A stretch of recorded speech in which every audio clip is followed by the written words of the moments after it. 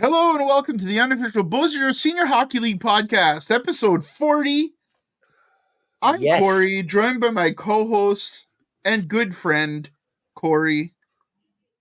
That's How me. you doing, buddy? I'm doing good. Here with my good friend. Some might say my best friend. I would agree with that because love that guy. We spent a lot of time together. Oh, yeah. Man, first of all, I love this fucking league. It's unbelievable. Unfriggin' believable. This weekend was exhausting. Yep. I think we drove for 14 hours, 13 hours, something stupid. Yeah. I regret none of it. We had a blast meeting up with all these people, seeing all the GMs, just having a great time. Yeah, man, I love this league. It's the best league.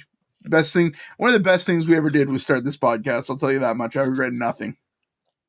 It's one of those things where you go to these other places and you kind of look for what their gimmick is. You know, who are your faces on your lineup? You know, who's the face of the franchise? Who are the characters in the lineup? What are the GMs like? What's management like? And I don't know, it's a different experience in every arena, and it's always a positive one. The people of the BSHL have been first class. They are the best. Couldn't thank all these organizations enough. They're the best. We have a blast. Yeah, thanks to all of our followers, to everybody that's following the podcast and supporting us. We just hit 8,000 followers on Facebook today. That's a freaking crazy number. Mm-hmm. So, man, let's talk about this weekend. We had a lot of fun. Where are we going to start? Let's start with LC in River Valley. All right. So, LC Puck Duck beat River Valley 4-2. The goal scorers were Mackenzie Brown with 2 goals.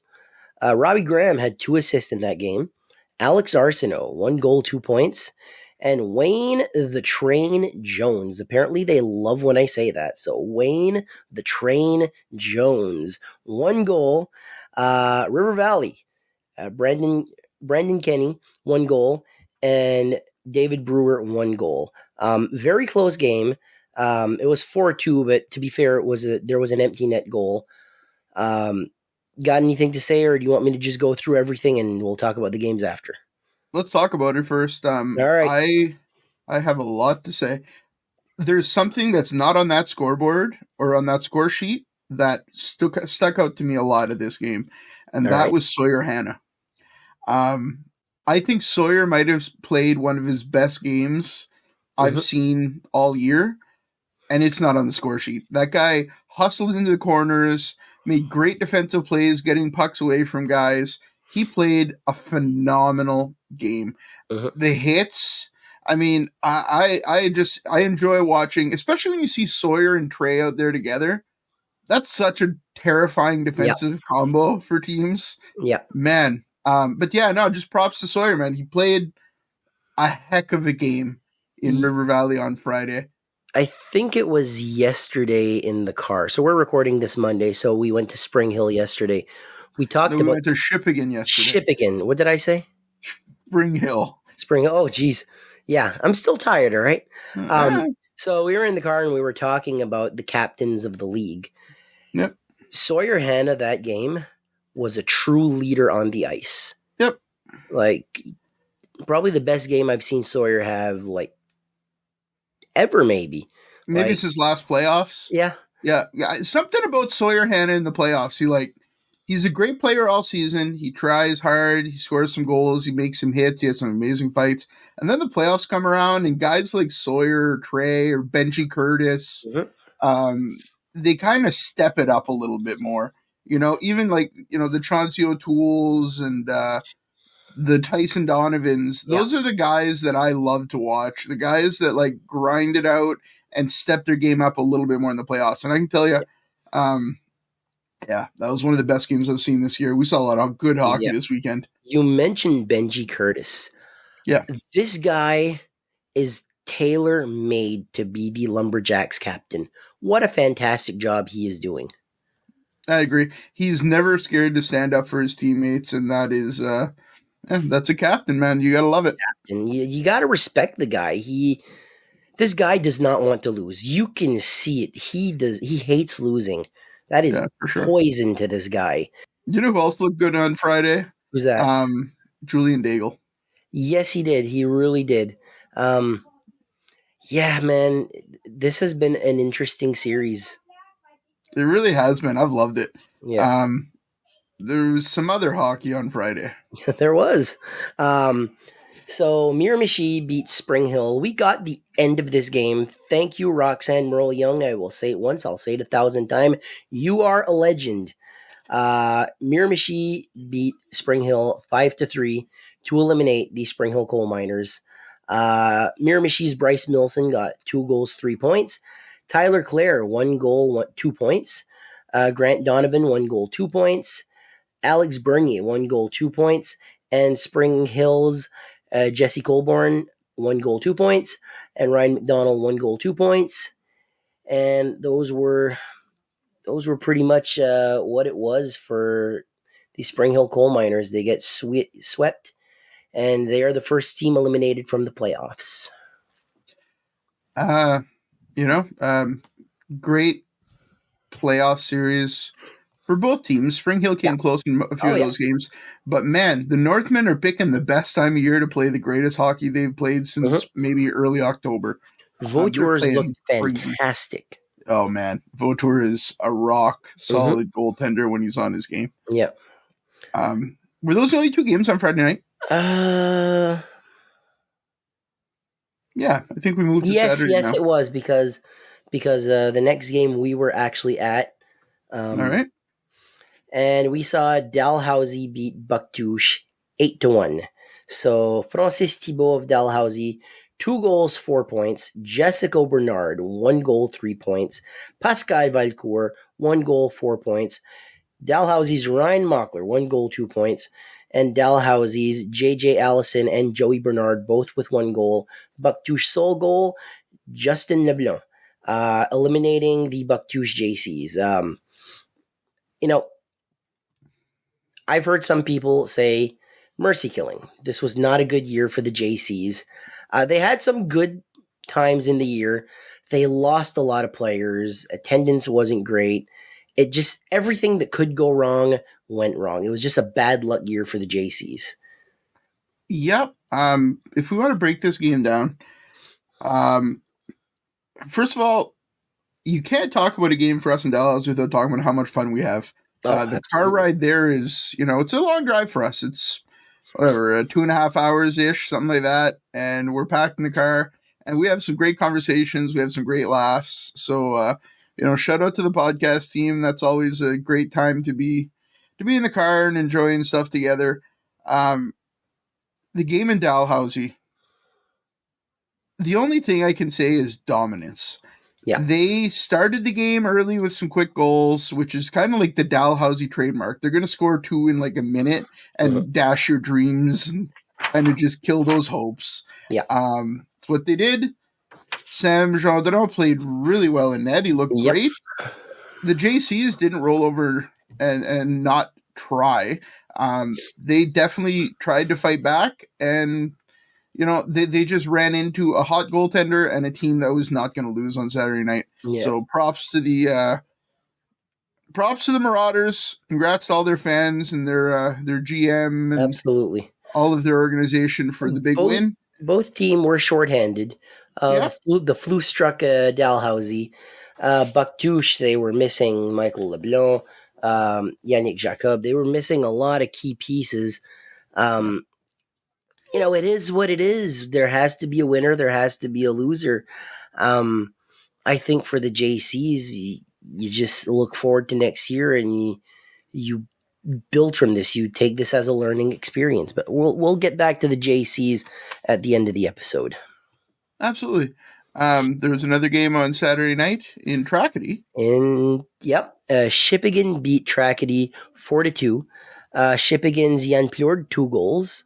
Jean-Samuel Lagacé, 1 goal, 2 points. And Luc Williams, 1 goal. Tracadie's Nicolas Richard with the 2 goals for Tracadie. And Tristan Marcure, 2 assists. I hope I got his name right. There's a lot of names that I just don't get right because I'm an idiot. Um, Well, Corey, you're at least you're very critical of yourself. Good well, lord. you got to be sometimes. Um, so that was a big win for Shippigan. It was a come from behind win because Trakadi went up 2 goals Yeah. and then lost 4-2. There's a legit hatred, and we're going to get into something that happened on Sunday. Um, is this? I know your sister Cheryl. Shout out to Cheryl. Said this is the best rivalry in the league right now. Is she right? Yeah, this is one of the best rivalries in senior hockey in New Brunswick for sure. It's there's a few good ones. You have Miramichi River Valley, you have the Hawks and the JCs, you've got the Marauders and the Alpines as well. Yeah. But yeah, there's just something about, and you see this with the Hawks and JCs, there's something about being 20 minutes down the highway or 25 minutes down the highway, having the crowd be almost 50-50. It's just a great time, man. What a Yeah. good rivalry. I can't wait to be at the rink. Actually, when this comes out, we'll be at the rink in a couple hours watching some real good hockey. Yep. So we're getting into Sunday now. Okay. And it was elimination game. The Hawks win, they force a game 7. The Hawks lose, River Valley moves on. The Hawks won. They beat River Valley 4-1. We were not there for this game. I did watch the game this morning. Shout out to your better half, Tracy, who recorded the game. Alex Arsenault, 1 goal. Marc-Andre Arsenault, 1 goal. Elijah Francis, 1 goal. Wayne the Train Jones, 1 goal. And River Valley's David Brewer, 1 goal. I said this last week. River Valley can't give LC an inch. They just can't. This team knows how to win. And I said, LC, you need that first win. Then you need that second win. Then you got to get that fourth win. The best quote I heard this weekend is from our big boss there, Corey. The fourth game is the hardest one to win.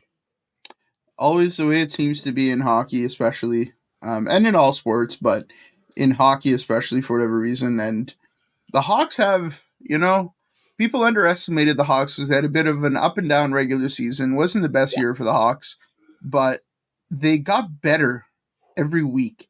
Mm-hmm. They added key pieces as the season went on. They added Alex Arsenault. How important has Alex Arsenault been, man? What a player. I think right now, forward-wise, the 2 best players on the Hawks as forwards have been Alex Arsenault and Wayne Jones.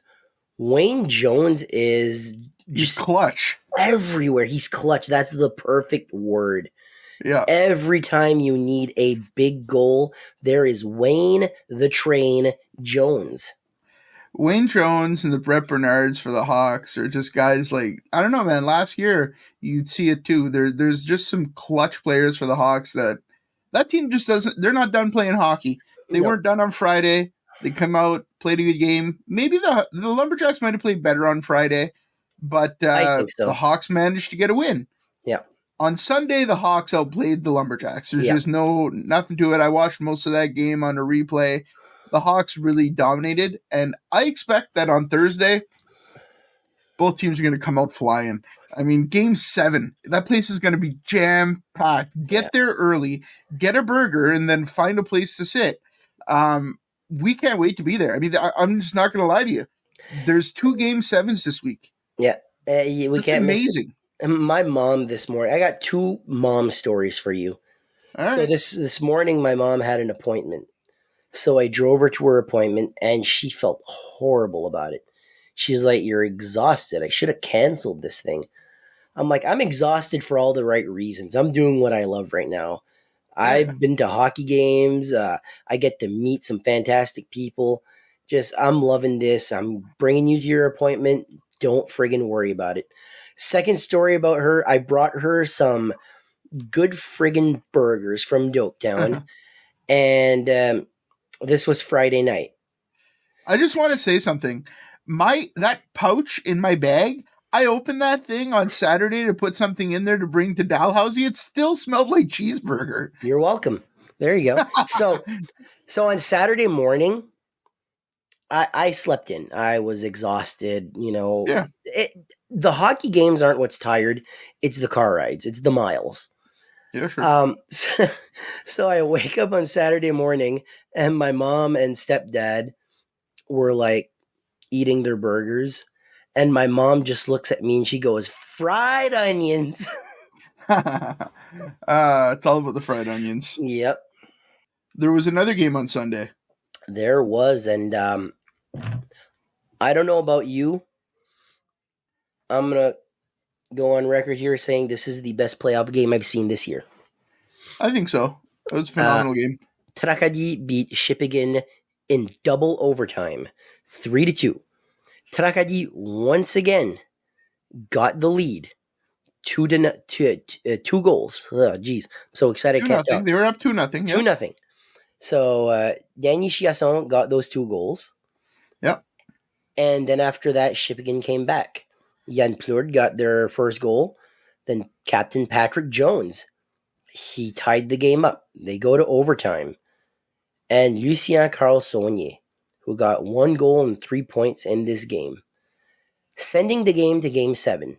Also, Chris Doyle got 2 assists in this game. Corey, do you want to talk about where we were and what we saw? We were behind the net. We were standing behind the net. Quick shout out. We've made really good friends in this league. We've become really good friends with Connor Smith from the Spring Hill Coal Miners. They're eliminated now. He hit me up on Saturday night and was like, "Hey, you guys going to be at the Elsie game tomorrow?"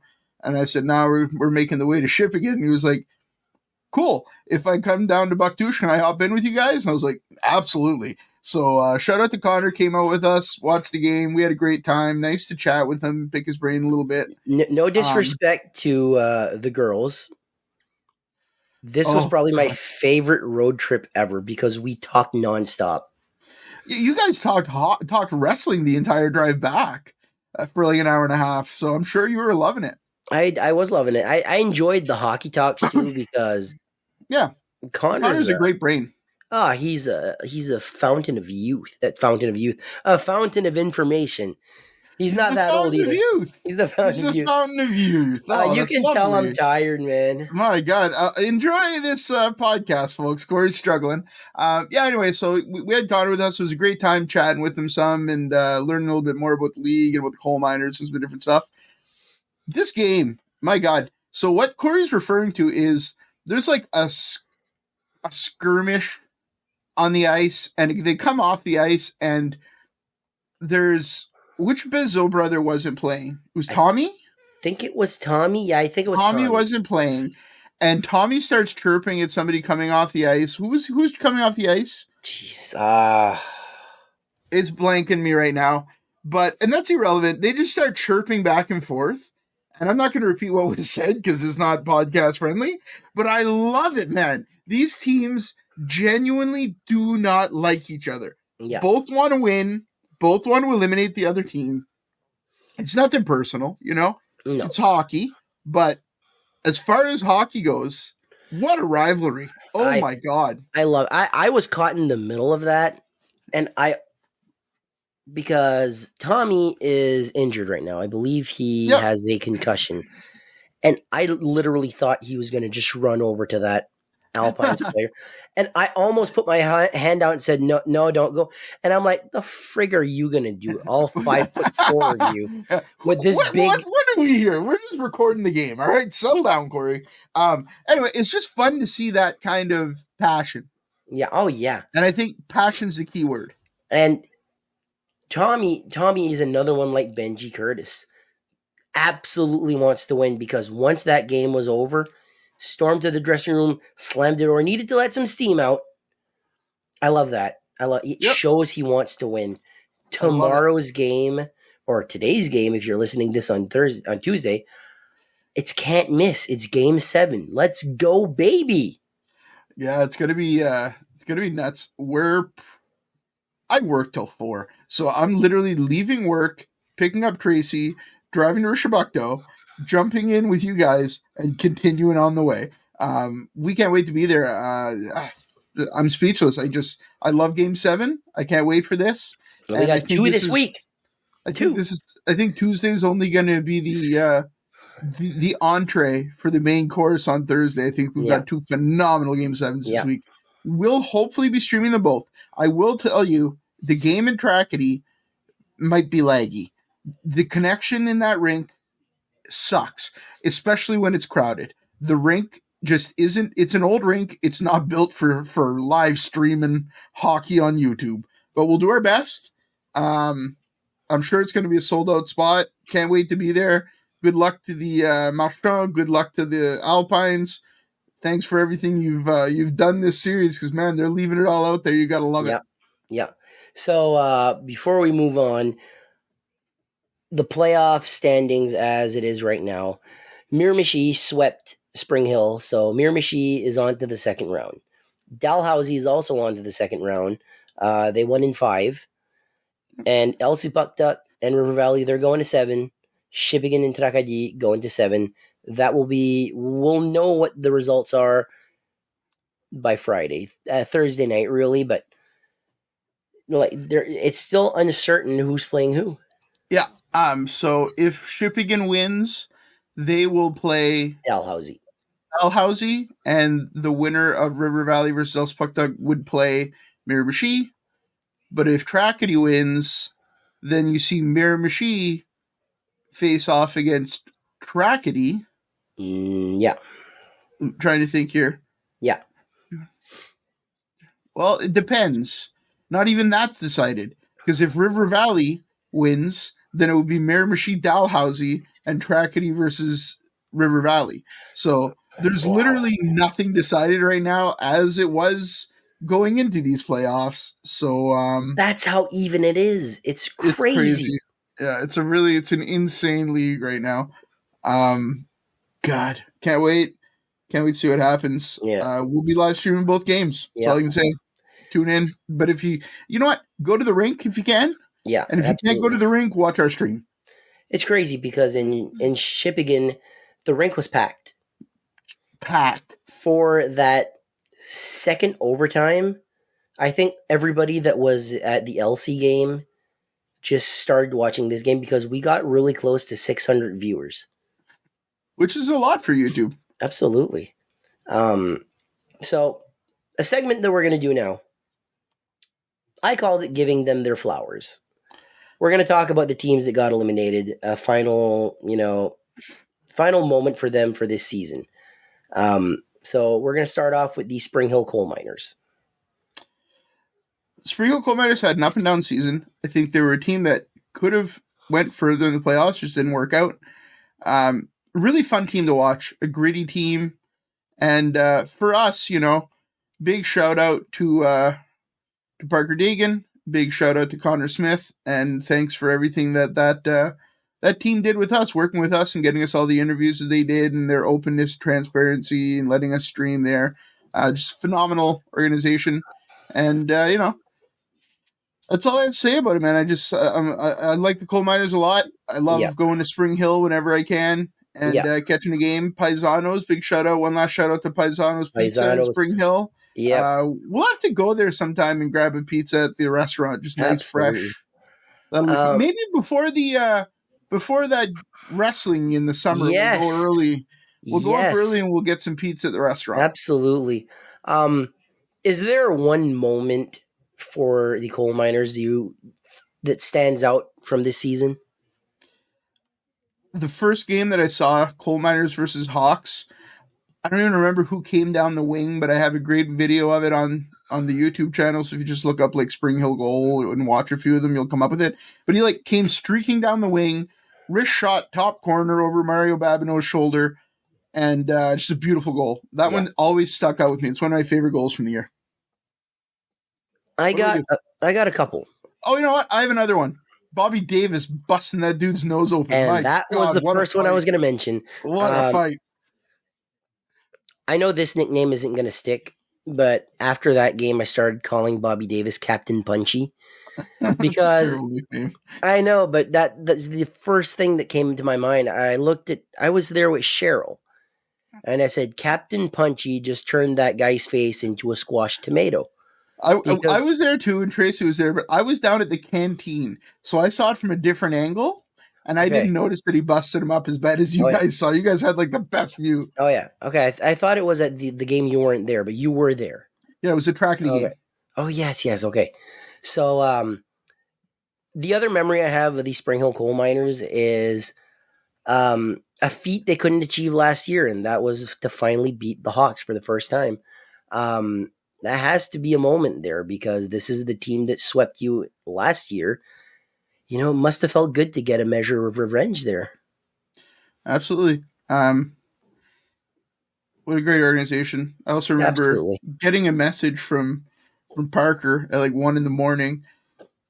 and setting up an interview for the next day so that he could announce that he bought the team. I think the team is heading in the right direction going Yes. forward in the future. I think if I'm from Spring Hill or Amherst or Sackville or Oxford, that region, Nova Scotia, I'm very excited about what the future of senior hockey looks like for my region. Go out and support your Spring Hill coal miners when they come back next fall. Uh, we can't wait to get back there. And a shout out to former owner Dave Boyce.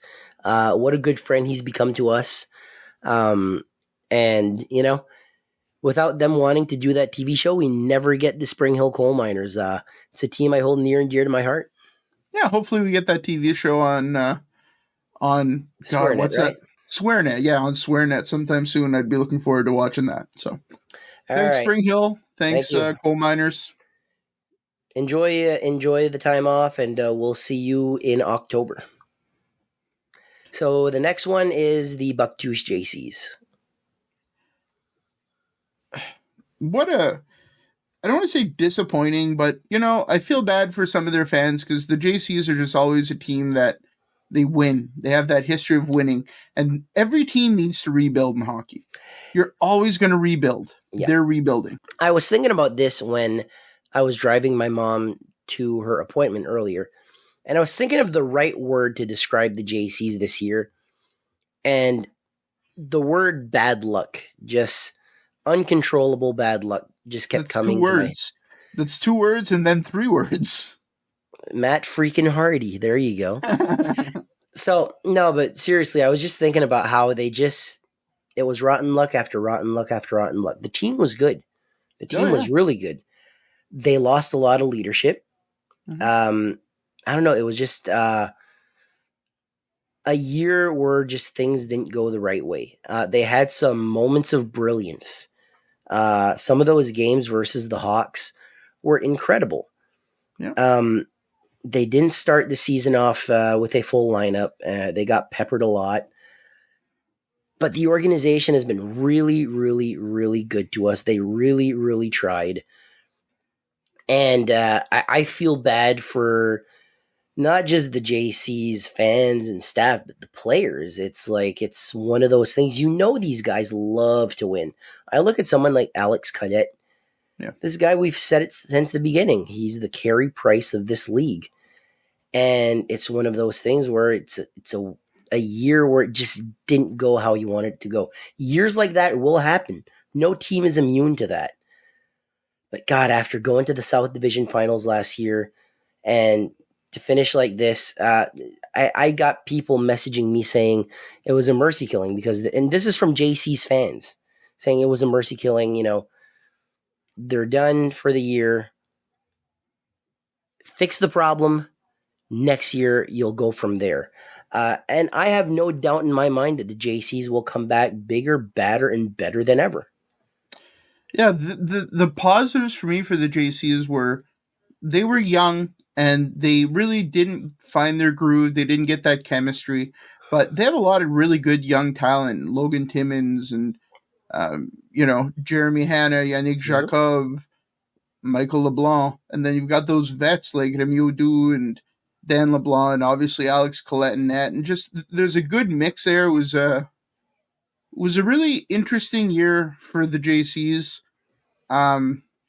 Yeah, thanks to their organization for being as open with us and giving us access to players, and just it was a great time. Yeah. I think that's the one thing we'll probably say about every team. Thanks for working with us. Thanks for helping us grow this. And we can't wait to come back next year bigger and better. And we can't wait to work with the JCs again next year. Yeah, and a shout out to Jeanette Duano. We saw her in Dalhousie, all smiles, waved at us. A class act lady. That whole organization treated us so well. I was disappointed to see it go this way.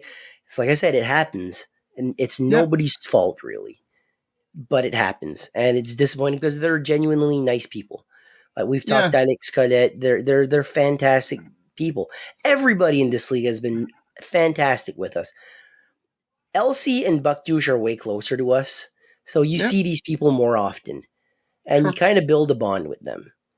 And I don't know, I felt bad for the JCs. It didn't go the way it is.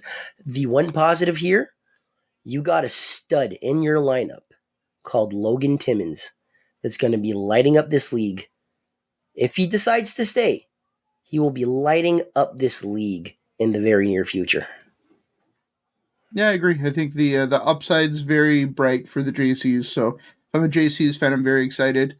And, JCs fans are going to be able to enjoy a pretty good playoff run here by the Steamers, I think. So hockey's not done in Bucktouche. No. Get out and support the Steamers. Get out and support high school hockey. There's lots of good hockey to be watched in Bucktouche, but unfortunately, that was the end of the road this year for the JCs. Yeah. Go ahead. I was taking my walk earlier, and they have this little billboard thing. I'm in Bucktouche, so there's this little billboard thing, and it said, the JCs would like to thank you and see you next year. And it kind of broke my heart. I was like, God, I love that arena. I enjoyed the games we went to. And I was like, God, already? Like, I don't want this to be over. That's sad. That's also that's the JC's organization. They're classy people. So, yeah, they are. Man. Yeah. Corey, tomorrow night or tonight, if you're listening to this on Tuesday, or last night if you're listening to this on Wednesday, who knows? Or last year if you're listening to this next year. Or a decade ago if you're listening to this in a decade. Let's just keep going with this. This is the end of episode 40. I can't wait to get to Game 7 tomorrow night in Trackety. It's going to be some great hockey. Get out there. Support the league. If you can't get out, watch the watch the live stream. Corey's going to be doing a great job running that sucker. And, thanks for everything. Thank you. Take care. Well, yeah. I'm the one that's supposed to say take care. Are you? Am I the one that's supposed to say see you soon? Everything's a blur right now. I'm so tired. I'm tired. Au revoir, mes amis. À la prochaine. See you soon. Take care.